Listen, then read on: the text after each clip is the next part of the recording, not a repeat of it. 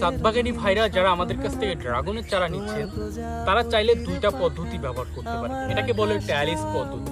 এই পদ্ধতিতে এমন কিছু বাঁশের চটা লাগে, এই পদ্ধতিতে একটি বাঁশের চটা দুইটি চারা রোপণ করবে।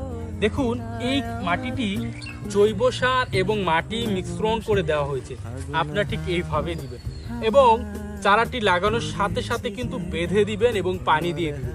এমন একটি বাঁশের চটা কিন্তু মাস্ট বি। এটা একটা লতা জাতীয় গাছ, এটাতে যদি সাপোর্ট না দেওয়া হয় তাহলে সেখানে নতুন কুশি বের হয় না। যারা বলে ভাই আমার চারা থেকে কুশি বের হচ্ছে কিন্তু বড় হচ্ছে না, তাদের কুশিগুলো এতটুকু সাইজ হওয়ার পরে তারা বেঁধে দেয়। এভাবে বাড়তে বাড়তে যাবে।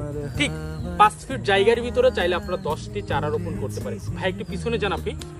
আমার এই খুঁটি থেকে এই খুঁটির দূরত্ব 8 ফিট। যারা ছাদে লাগাতে চাচ্ছেন অথবা বাসাবাড়ি আঙিনায় লাগাতে চাচ্ছেন, এই 8 ফিটের ভিতরে মাঝে দিয়েছে 6টি বাঁশের চটা।